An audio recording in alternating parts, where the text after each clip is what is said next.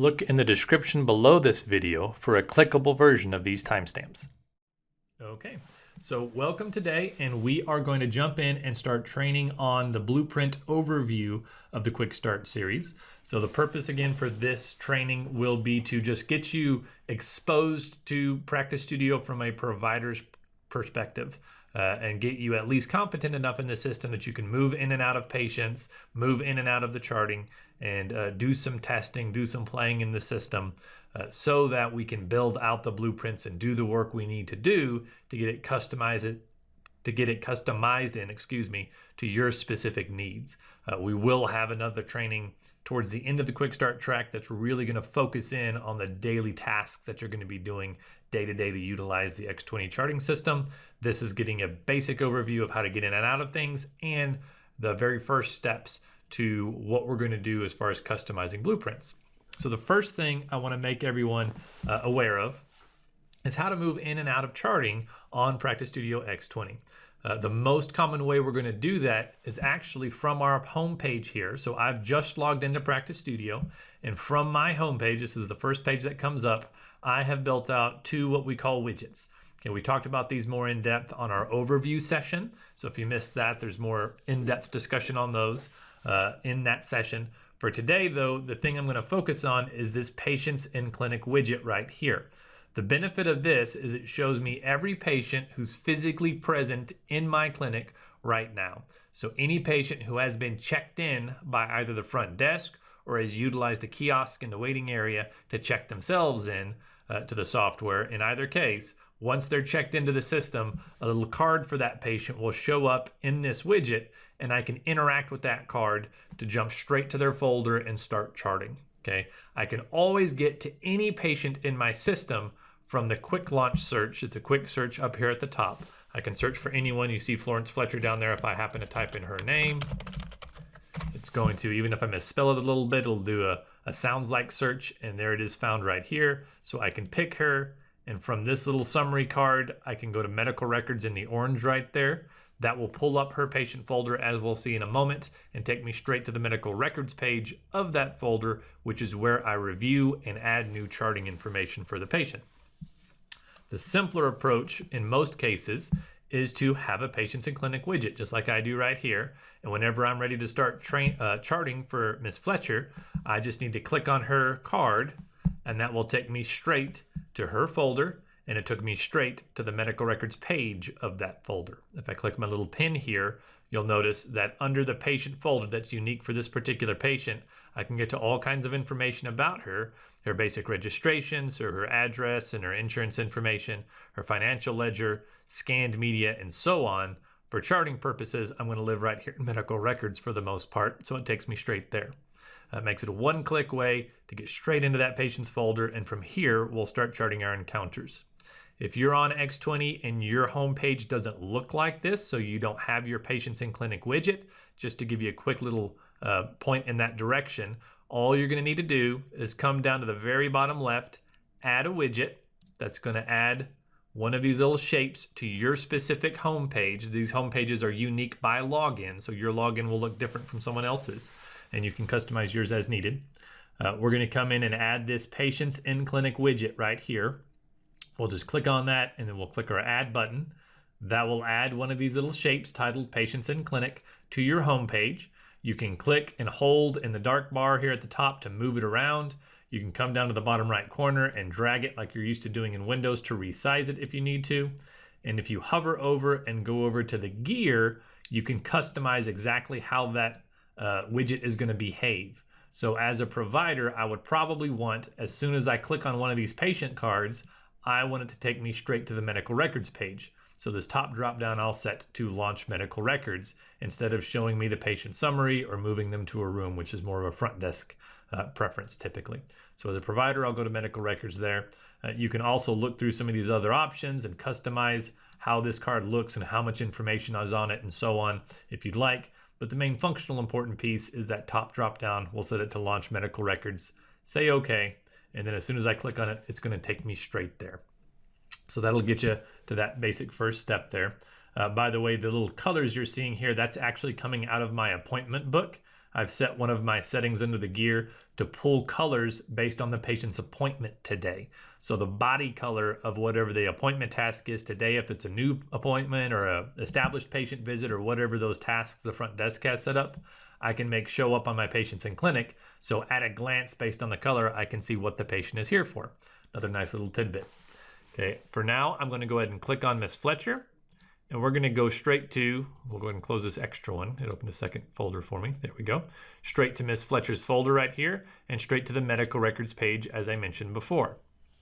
Okay, so the next thing I want to talk about is this page right here. There's a lot of information being shown right here. And the first time you see it, it's kind of helpful to slow down and explain what you're looking at, because this is extremely helpful for any provider that's going to start jumping into charts and start working with the patient's record.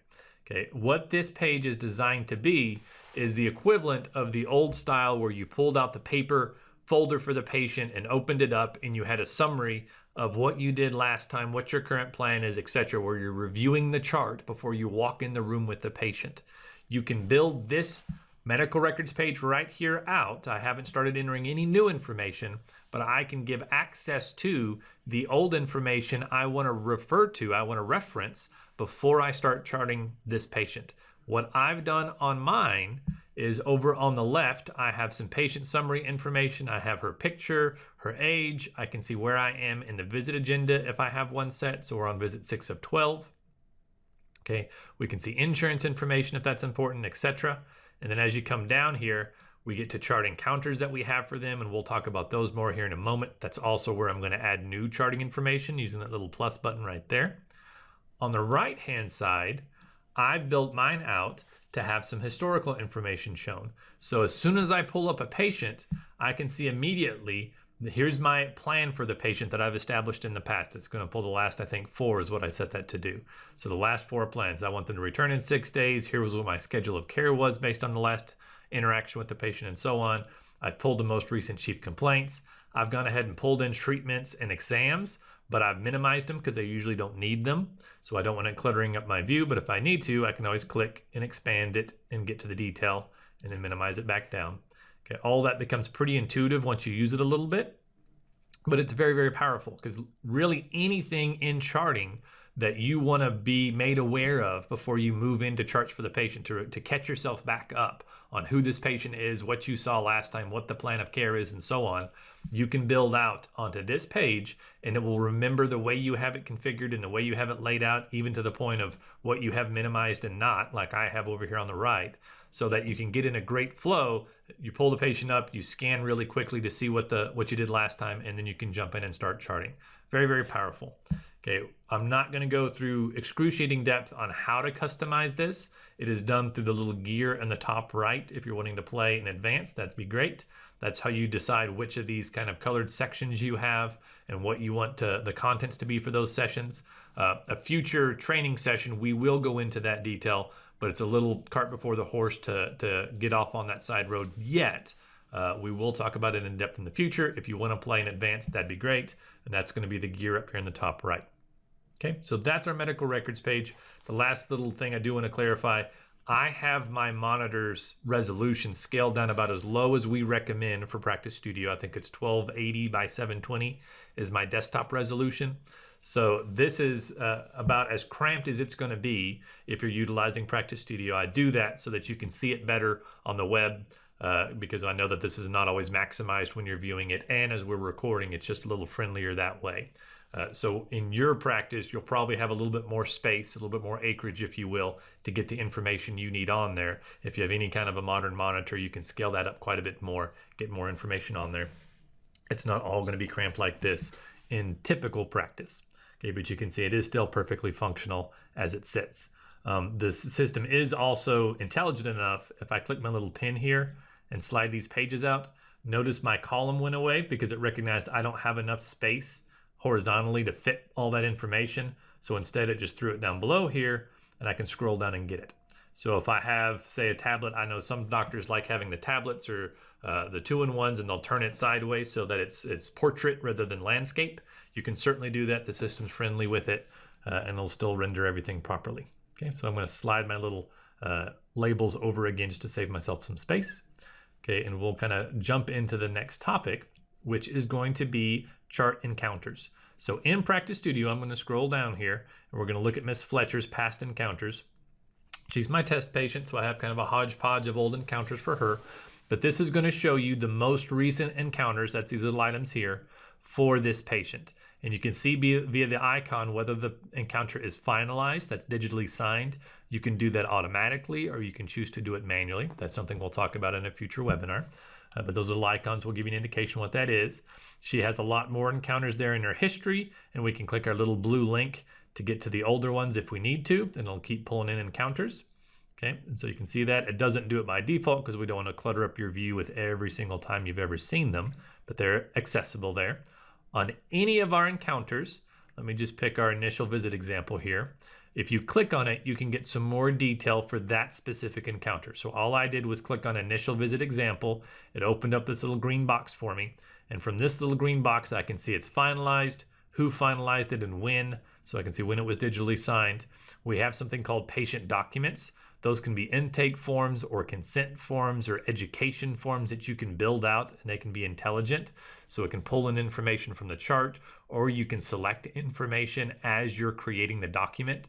So if you have a consent form for several different procedures and you just want one to be a generic, that's great. You can build that out with something called patient documents in Practice Studio. And when you create it for the patient, it will be attached to that encounter. So you can always get back to it, and it's always there referenced by that encounter. You can even have it signed by the patient. It'll even support signing it with a pen if it's a tablet or a touch screen, so that you can do that right there from the same place. We have our suggested billing there to the right. So if we're using our standard screens, which is what we would typically recommend, we can keep track of your E&M coding based on what you entered, and the system will suggest what level of E&M you're billing for. And you can see I have this one filled out enough to be a 99214. Down there to the bottom, we can edit the encounter. That will go into chart posting, which we'll see here in a moment, and let me make changes or revisions, whatever I need to do through the normal chart entry. I can also review the encounter. I'll go ahead and click that. That will bring up a preview of the actual note. So this is the note for this encounter. We're going to build one out that looks very similar here in a moment. Okay, and we can review all that. You can see it's very attractive on the layout, easy to read. And if I needed to, if I don't want to go through the full chart maintenance, I can even click and make simple text modifications right from here if that's my preference. So we give you access to that in multiple places. Also, from this same encounter review, up at the top, I can, once I have it pulled up, I can drop this down and get to every one of the patient's other encounters. So it's a quick way to go and do a quick scan through past encounters for information. Now, obviously, if it's something I'm always wanting to reference, I would want to customize my medical records page and have that information immediately available to the right. So I'm not having to click several times to get to it. I want to bring it as close to the surface as possible, but occasionally we do need to review those, and that's what that's for. EM coding kind of looks under the hood for the suggested billing, and you can even come in if you're auditing your own records, or if you're having your billers do that, they can come in and see why Practice Studio thinks we've justified that level code. Here's all the areas of history we've hit. Here are the bullets under the exam we've hit. Maybe we can switch to a musculoskeletal exam and see that'll obviously do different bullets per the E&M guidelines, and we can see exactly what we've hit. Maybe that'll also be a good indication of, hey, if we start documenting gait and station as an example, that's another bullet we can hit if we're looking to kind of increase our E&M coding and make sure our levels are at a adequate point, and so on. So it'll go all the way through there, all the way to suggested billing. On the bottom here, without even going into charts, we can go in and do on-demand patient education. We have something called an info button. It'll look at the patient's diagnosis codes, any SNOMED codes, which are kind of it's another coding system similar to diagnosis codes that's international, and it'll go through and on our standard screens have all kinds of SNOMEDs it'll naturally put into the system. So all of these automated things that it's tracking for the patient, even if we're doing medications, even the medications that are on file for them, I can click here and it'll go to a centralized online database, and I can print out an easy patient education for them. So it's a nice tool to have. You can also, of course, add your own patient education through the patient documents here, but the info button's nice to have as well. Prior auth creates a message so that the people that are working prior auths in my clinic have kind of a to-do list item to go and re-up or get a new prior authorization for the patient, because this is often a time when we recognize that needs to happen. So we make that accessible there. And then lastly is a feature that's new to our most recent version with our X20 version, new from this encounter.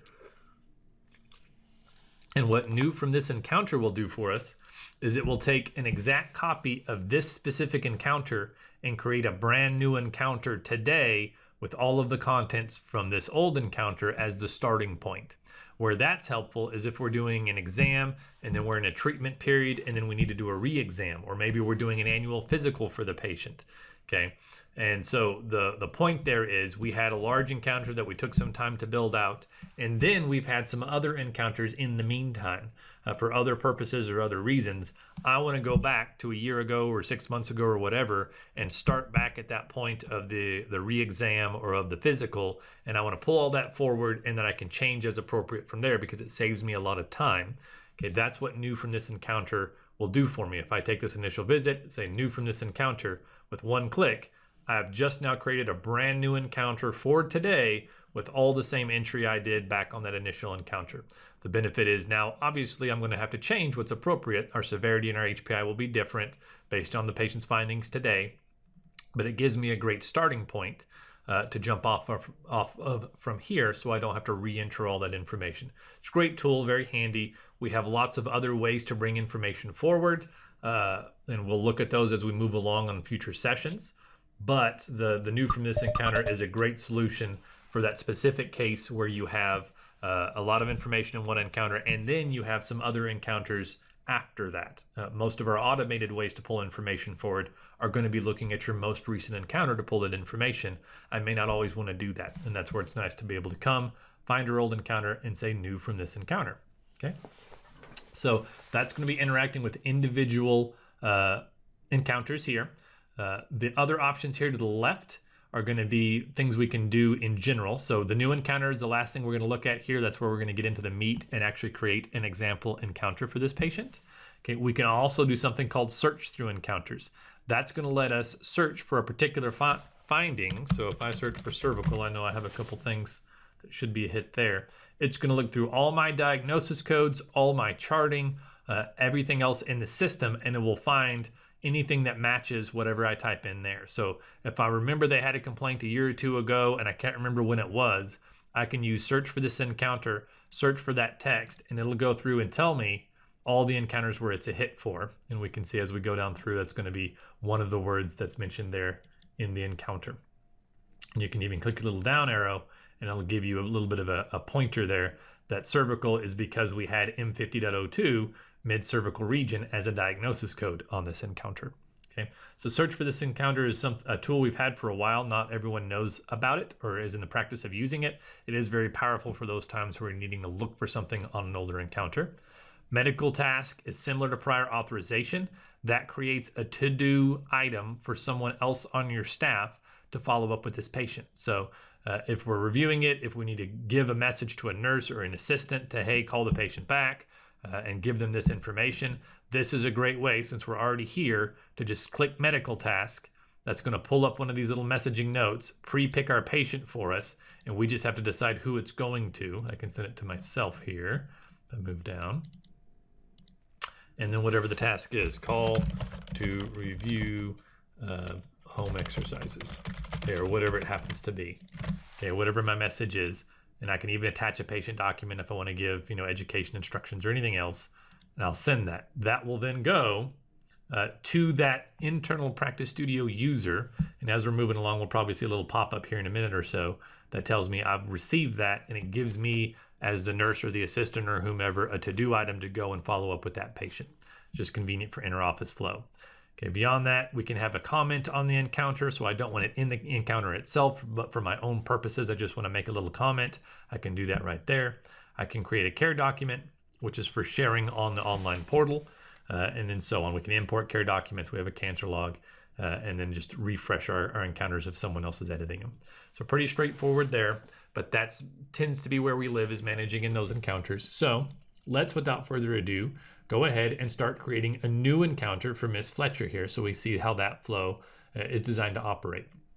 So the first thing I'm going to do the first time I come into Practice Studio X20 is make sure that I am selected or the proper provider is selected way down here in the blue in the very bottom.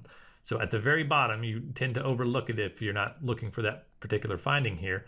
We have our current treating provider. So what provider are we representing right now? Okay, and we right now have it set to Frederick Hahn, which is fine, but we can set that as appropriate right down there.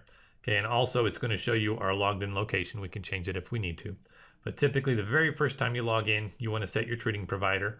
If you always want it to remember you, you can come up and click on your name in the top right, and then come down to environment and set your preferred treating provider right there.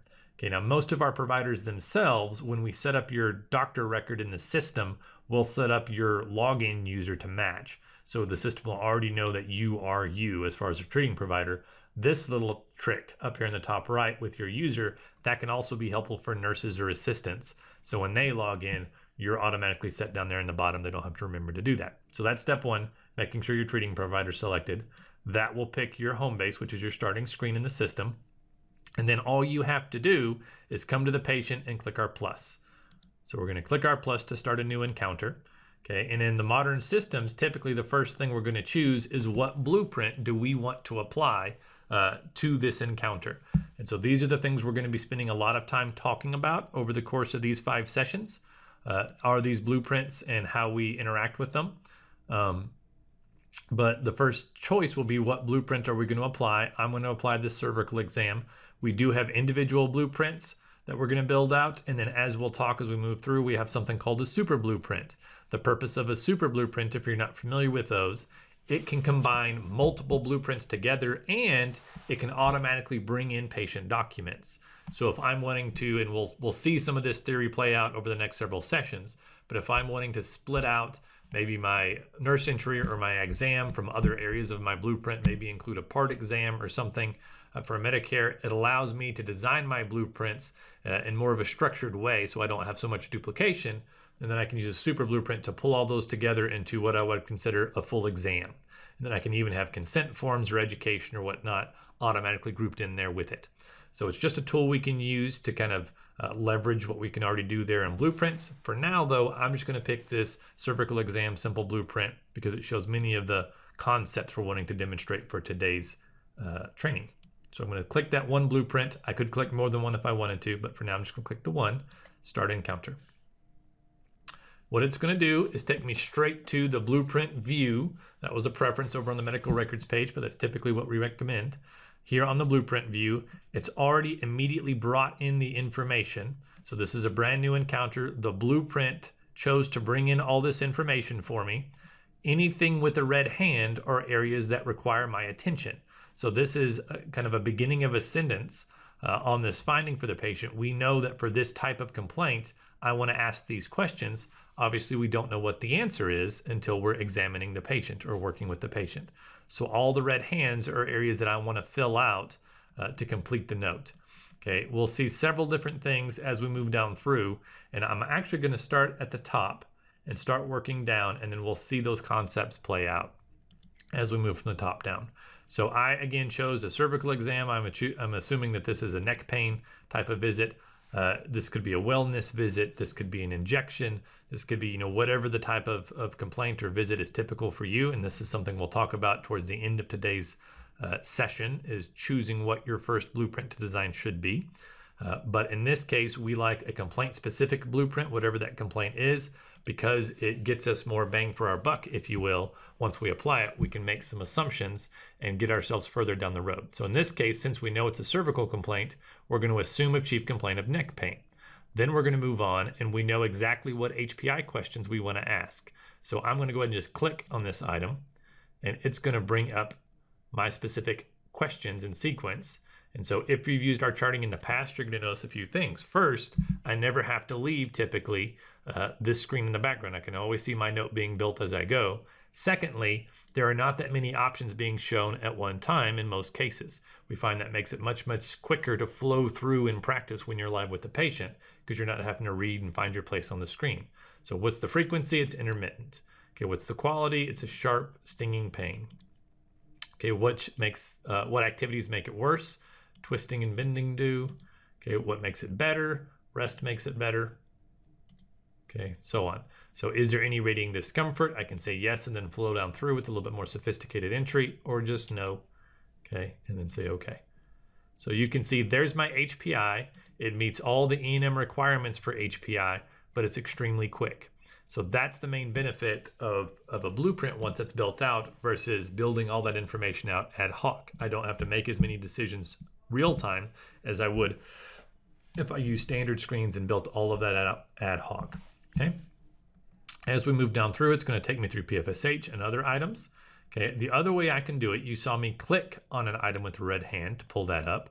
Okay. The next thing that we could do is rather than clicking on all of them individually, I can come up to the very top and click Run All. And that's going to start at the top, work my way down the note, and bring up all of these red hands in line. So if I click Run All, it's going to take me to the illnesses reported.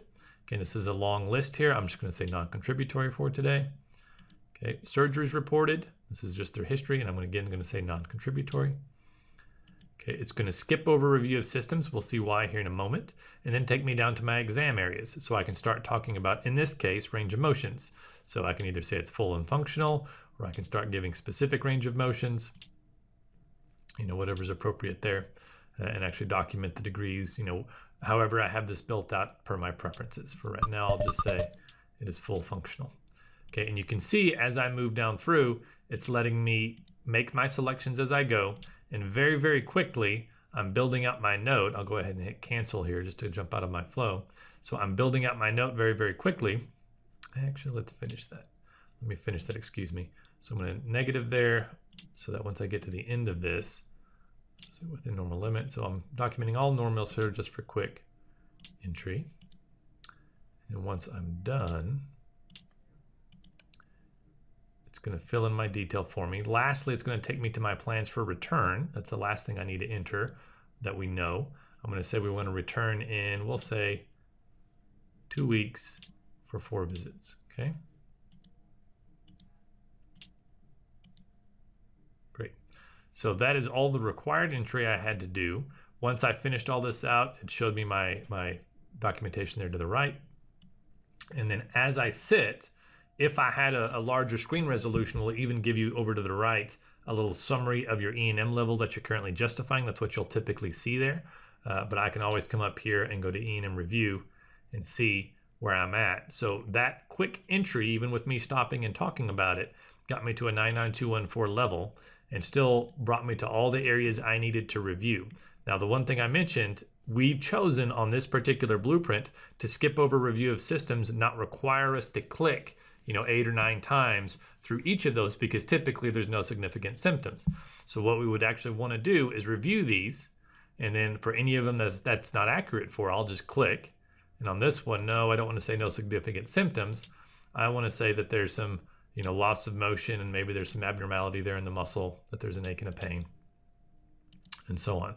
So we can very quickly just click and do our positive findings there, or if we preferred, we can build our blueprint out to have specific negative findings. That's purely up to your preference. Okay, and as soon as it's applied, it can assume those negative findings. We see it puts it in a nice column there to the right, okay, and so on. So that's kind of an example of a good flow that we like to see through a blueprint. So a couple things that I want to slow down and point out there, since we're at a high level conceptual view. That's the main purpose of today's webinar, to communicate the intent and the best practices for utilizing blueprints and designing those for your needs. The first thing that we got that was beneficial is we used a complaint specific blueprint. Okay, the reason that's beneficial is it was able to go and assume a chief complaint. I was able to ask very specific history of present illness questions, because that's what I want to know for that complaint. Okay, on my exams or my review of systems, I can go and preset those out to walk me through my flow for that type of a complaint in advance, so that I'm not having to navigate around and decide what to pull in when I'm live with the patient. You see, it limits your flow greatly, and it kind of gives you much more of a guideline on rail, so to speak, so that it just is less decisions when you're sitting there with the patient. You don't have to give so much attention to your computer, but it still gets a very complete, very accurate, very specific note to this patient. So that's the first step that I want to kind of point out, is a complaint, the benefit of a complaint-specific blueprint. You can, of course, use a more generic blueprint, and that's fine if that's your ultimate decision. We'll look at some examples of those here in a moment. Okay, the second thing I want to point out is you have choices when you're designing the blueprint, how much interaction you need to have with that blueprint when you're live with the patient.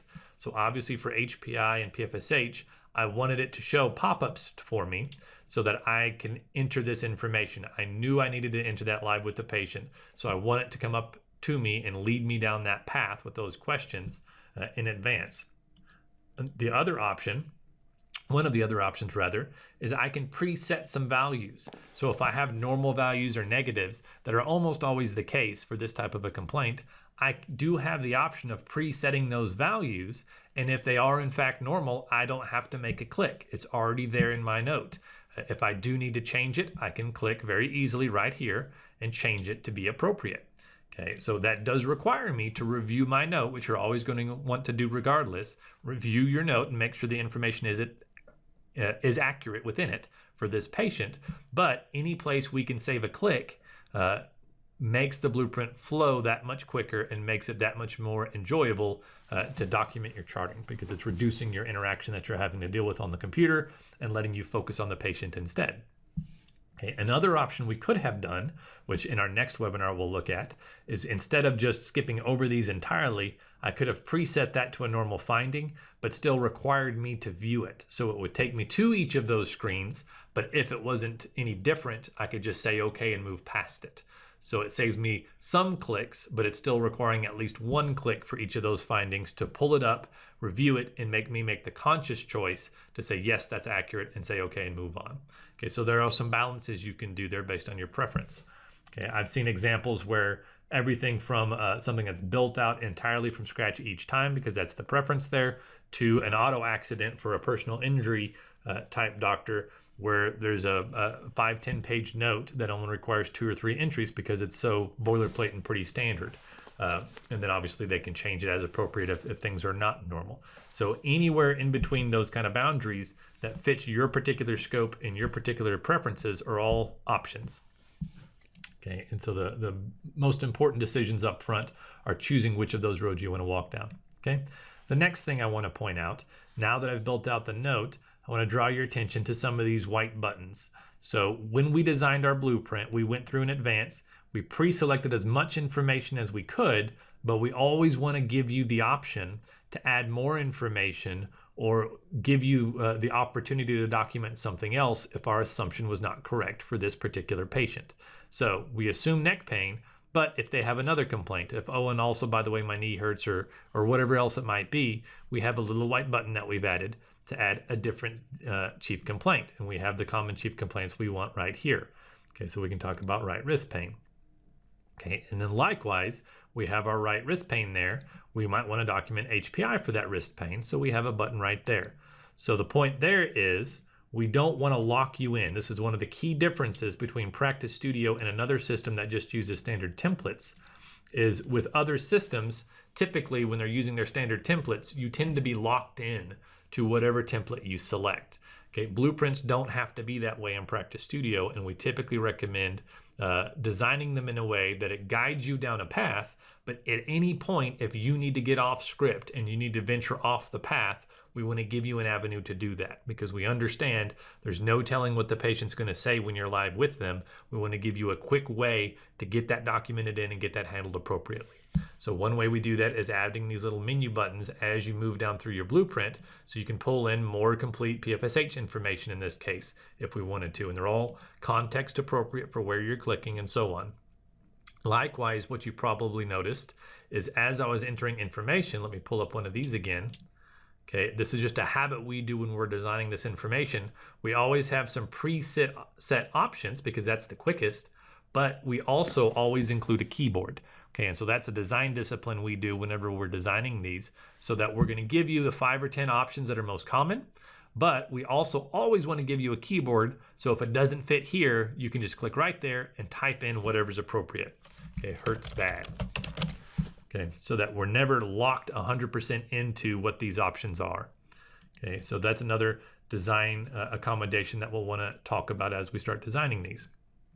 Okay, moving down through, you'll see some more options here where we can pull in other findings. And then there's some options towards the bottom here where like we don't know what kind of a therapy or treatment we're going to do in advance. So instead of trying to pre-select something, we just give you the menu options in this case to go and select whatever is appropriate.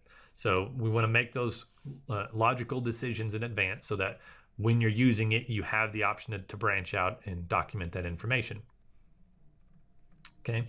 The last thing before we jump out of this particular encounter I want to point out is diagnosis codes, charge codes, and so on all can be handled straight from this same type of entry. Okay, some diagnosis codes and charge codes both, if some entry we've done in the past clearly indicates a certain diagnosis or clearly indicates a certain charge, we do have the ability to couple, whatever finding we document here with either a diagnosis code or a charge code or both if that's appropriate. So we've seen situations where during even the intake paperwork or whatnot, if they're using kiosk entry from the patient, if the patient indicates a finding, or when we're documenting the history, if we're indicating a finding that is a clear indicator for a certain diagnosis code, at the same button click that we're indicating the finding and putting the verbiage into our note that we observed that, it can also do the diagnosis code at the same time. The other option, of course, is the more standard option of we can have a favorites list of diagnosis codes that we build out to match your flow sheet or your paper sheet of diagnosis codes and make that easily available right here for you to go and select. You also have a search up here. So if I'm looking for myalgia, I can just start typing that in and it immediately searches down to it to make it very quick and easy for me to get to. Okay, so there's several ways to get to that. We can even go so far as to have specific diagnosis codes sitting over here as individual buttons. So without having to go anywhere else, we can have for this complaint, the 4 or 5 common diagnosis codes that are associated. We're not going to automatically apply them, but we're going to make them easily accessible from a single click so that you don't have to go anywhere else. You can just do that. Okay, and that's one of the things we'll look at on the seminars as we go along, the training sessions rather. Okay. And so those are the main items I really wanted to point out on this first run through of a blueprint. Obviously, if you're a prescribing physician, then all of your prescription information can be put in right here. So typically on the prescribing information, we can do some favorite medications from history, just like we could with diagnosis codes. So we don't have to jump in through a bunch of interaction. We can go straight to the prescribing piece for that particular medication if that's appropriate, or we can jump into the full RX writer and prescribe. Okay, so that's going to be an example of a complaint-specific blueprint. Let's go ahead and save that blueprint. And let's look at a couple other options just to paint the full picture of the capabilities of these blueprints. And this will start moving a little bit faster. So I'm going to click my new encounter. I'm going to choose a different style blueprint for this. Let's look at a more generic blueprint. So I have a generic blueprint built out, and we'll go ahead and start that encounter. Okay, and so this generic blueprint, you'll see, obviously it's much simpler to design. There's less time required up front to go and design this style of a blueprint because I'm not having to make as many decisions. I'm not having to make multiple blueprints for different complaints and so on. But in practice, when I'm going to utilize this blueprint, it's going to require a lot more interaction with the computer. So to do a chief complaint, I click Add Chief Complaint. I can come down and indicate whatever my chief complaint is. Then I go to my Add HPI. Okay, since I didn't know what the complaint was in advance, my HPI is a little bit more broad. It fits the ENM guidelines. So there's going to be a little bit more navigation through multiple options, okay, to get to all the possible findings for HPI that you might have. Okay, and so on. Of course, you can still customize this. Okay, and so on. So you can see it ends up being primarily a menuing system. There's nothing inherently wrong with that. We do have plenty of clients that prefer this. They don't want to spend the time to create the blueprints up front. They're fast at moving through and building out charts ad hoc. This just gives them a central menuing option to go and do that even quicker and still utilize some of the nice benefits of blueprints, like automatically pulling information forward, having diagnosis codes listed over here to the right, and so on. So that's another option on a blueprint, is a more generic approach. Easier to design, but it requires a little bit more interaction when you're live with the patient. Okay, let's look at another blueprint as well. So I'm going to show two things here. First, I'm live in this encounter with this patient. I'm now going to apply a second blueprint. We'll do the part exam. And that'll show me a couple different things. The first is blueprints can be stacked. So even if I had full blueprints built out for 2 types of initial patient visits, I can stack both of them together and it will combine the 2 together. The system will only show you the final notes of everything combined. So if it's 2 different chief complaints, both those chief complaints will show right here, and then the 2 HPIs will show right there, and so on. It'll bring all those together. If it sees that it's the same information, so if I have PFSH surgeries indicated on both blueprints, it won't duplicate it. It'll recognize that's the same thing. I'm only going to include that once, and so on. So you can stack blueprints, and we typically recommend you do in those cases where you're seeing a patient for a main complaint and then, oh, by the way, I also have this. Well, that's not a problem. You can come up, choose blueprint, bring in the second blueprint you've already built out if you have one built out for it, and it'll bring in those unique items for that secondary complaint and let you address them. Obviously, if you know that they have 2 complaints up front, you'll want to do that even going in, and that way you only have to go through the note once and you can cover everything. Okay, so you can do a second complaint there. In this example, my second blueprint I applied was a part exam for Medicare. So this is an example of a real context-specific blueprint that's really designed to be used in conjunction with other blueprints. So these are simple things, it could be a treatment, it could be a procedure I do, or something along those lines that are packaged with other things I might be talking about in the visit with the patient. But I can have these small context-specific blueprints that I can bring in as appropriate and then have some guided entry for that one little piece. So that's another option there that we can utilize for blueprints, and that'll take me through each of the areas apart. Okay. And then lastly, the last thing we kind of want to look at as far as basic capabilities would be a follow-up blueprint. So I'm going to go ahead and save this encounter, and we'll say first encounter. Okay, and then I'm going to go create a new blueprint. We had a little gap there in the internet connection. Apologize for that delay. So here we go. Okay, this is where we were getting to. So we have our SOAP blueprint. So this is an example of a blueprint that brings information forward. Okay, took a little bit of a long way around the bend to get there. But in this blueprint, this is pulling information forward from an earlier encounter, and we can start making decisions that on what we do and don't want to bring forward. As the example, I pulled the full CC and HPI forward from my initial visit. I may or may not want to do that. That's a decision I can make when I'm making the blueprint. For PFSH, I chose to go and pull all unique entry for PFSH I've ever done. So if I have a system where I want to see everything about the patient's PFSH and review it with them every time we see them, we can do that with one of these follow-up blueprints. So it goes and looks across all their encounters.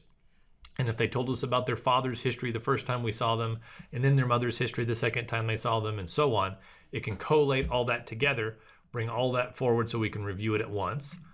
Okay, we pulled some very specific information out of examination, so we may not want all the areas of exam.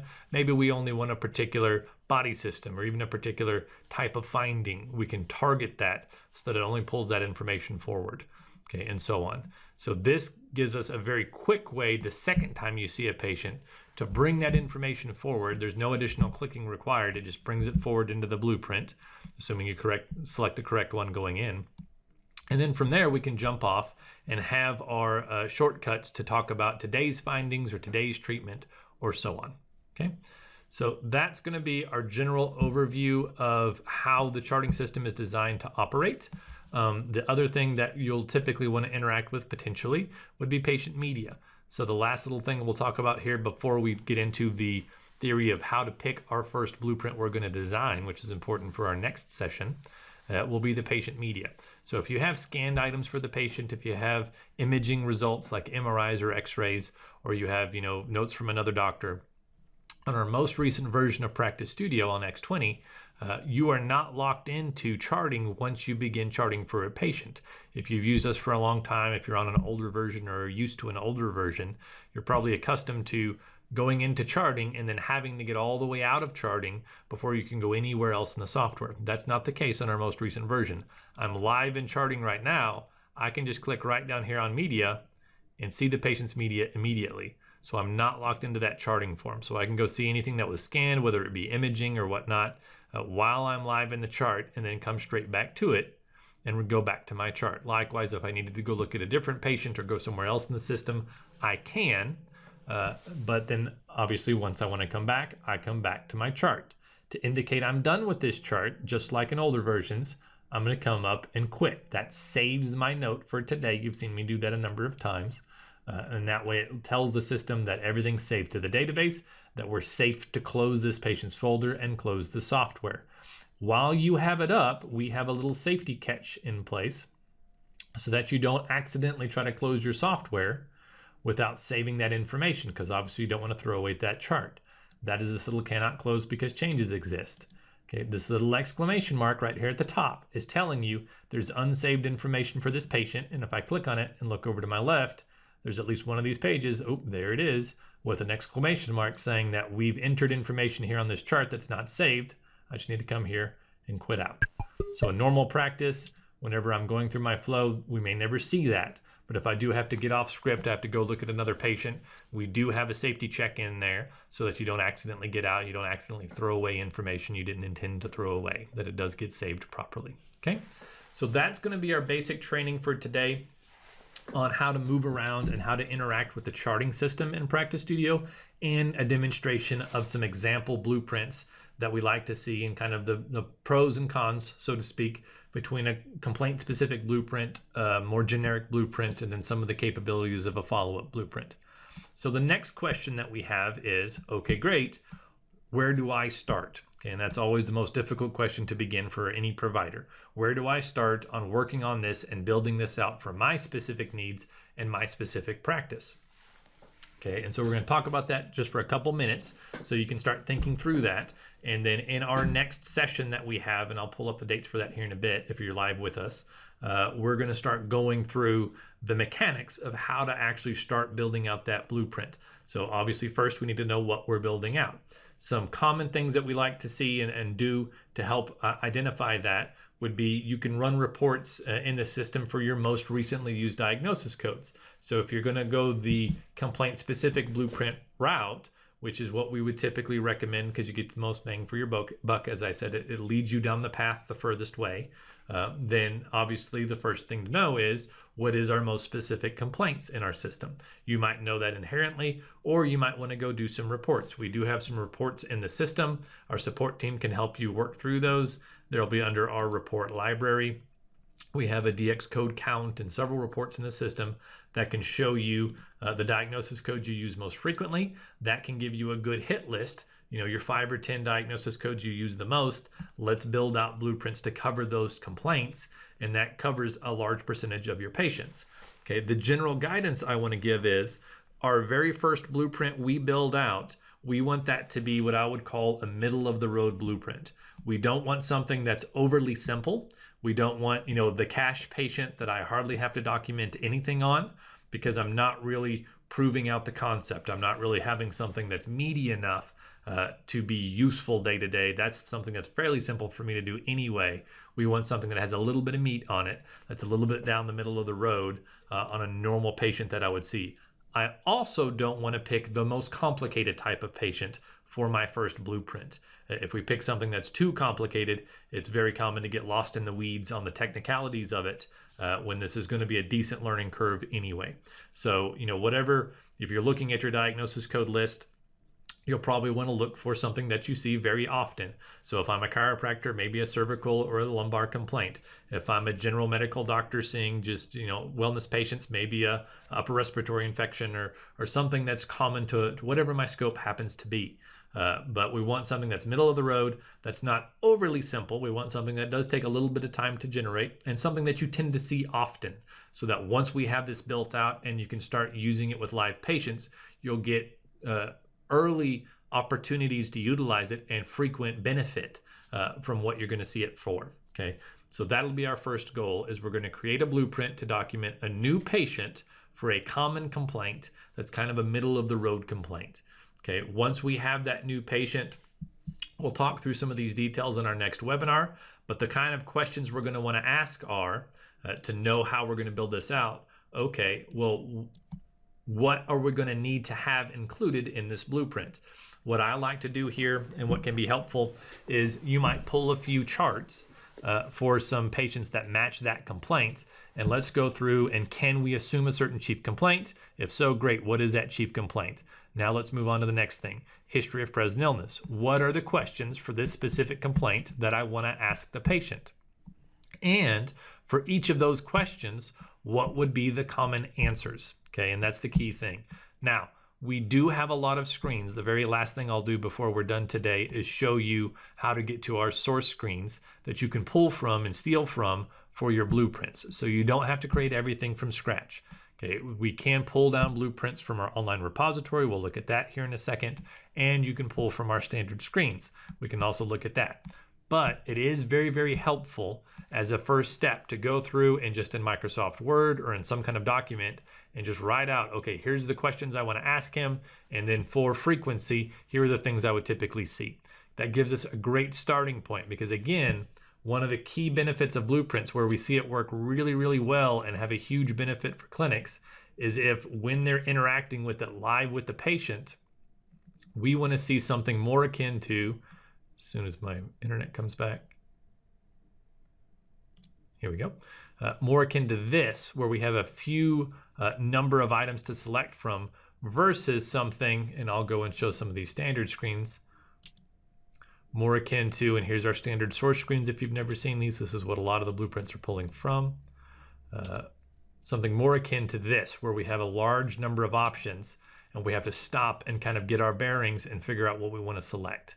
Okay, so the more targeted we could be from the get-go on here are the questions I want to ask, here are the findings that are typical for that question, the more benefit we're going to get on the back end when we're actually utilizing the blueprint. Okay, you don't have to spend 10 hours on it, but if you spend an hour or so in advance kind of sketching out that flow and sketching out your common questions and your common answers, it does make the whole process much easier because you have a target you're working towards. Okay, so that's the first thing that I do want to recommend. That's usually the first step where people get kind of stumbled with, is just figuring out how to organize the information and organize my effort so that I'm working towards a certain result that's going to be successful. Okay, so very last thing we're going to talk about are to kind of reveal some of the places that we can pull from to grab information to bring into a blueprint. Okay, this is something we're going to get into deeper on our next session when we're talking about actually building out the blueprint. But for those of you that want to go ahead and get a jump start on it and start playing around, I wanted to give you these pieces. The first thing would be our standard data sets. So we have standard what we call data sets that's built out, pre-built screens that contain large amounts of information related to the medical record for different specialties. So I happen to be under the chiropractic data set here. Depending on your particular software and your practice, you might have dermatology or orthopedic or one of these other data sets. I'll go in and look at medical as an example. But you'll notice the look and feel of them is pretty well the same. So from here, if you're familiar with our data sets, that's wonderful. That gives you a great starting point to be able to jump off and pull information from. As you'll see in our next session, we're going to be using these heavily to build out our blueprints. Okay, but for now, we can go and start navigating around and just seeing what's available and generally where it is.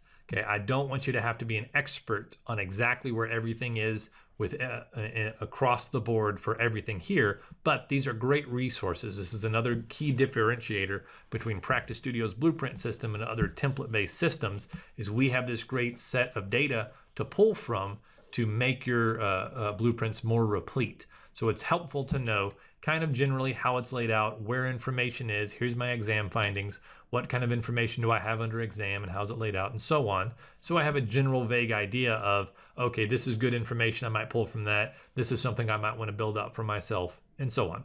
Just helpful to have a lay of the land there. Don't have to be an expert, just kind of play in there and see what's available. The next thing would be to pull from our online repository. This will be very brief today, but we're going to go into it a little bit deeper on our next session. And that will be here under the application button, setup, and our Bach blueprint wizard. That's what we're going to be doing next time to build out a new blueprint. And then once we say we're going to be messing with an encounter blueprint, we have an option here in the very top right to search online. And so if we're searching online, I can go and look. I'll pick my specialty here. I can search for particular blueprints and so on. These are blueprints that other users have shared for their particular needs. And so we have a lot of different things out here. The cervical exam you saw me go through for chiropractic is available out here to pull down. There's a lot of orthopedic blueprints out here to pull down. There's a lot of medical blueprints out here to pull down. Okay, we have a good starting point for a lot of the complaints once you start getting your diagnosis codes and so on to pull. This might be a great starting point to pull down, see what is available. We would just select gastroenteritis, click download. That will download it in. It does take a while to download because it's a lot of information.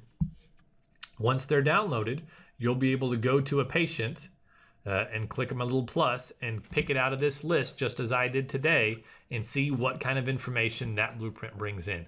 Gives you an idea of, is this fairly close to what I want, or is this really going a different direction?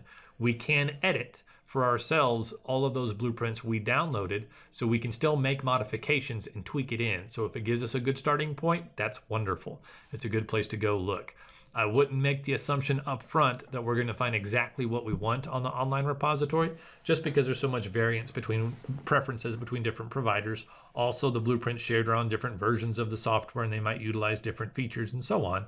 But it doesn't hurt at all to go and look, see what's available. If you have something that's close, pull it down. That's a great starting point. Okay, so that's going to conclude the training for today. Again, the next training we're going to talk about picking that one blueprint that we're going to start working towards, and actually the mechanics of how to build it out. And we're going to start with the more basic mechanics of how to bring information in, interact with that information, and some very basic modifications so that we can tweak the findings we have available, add in, hide findings, and so on.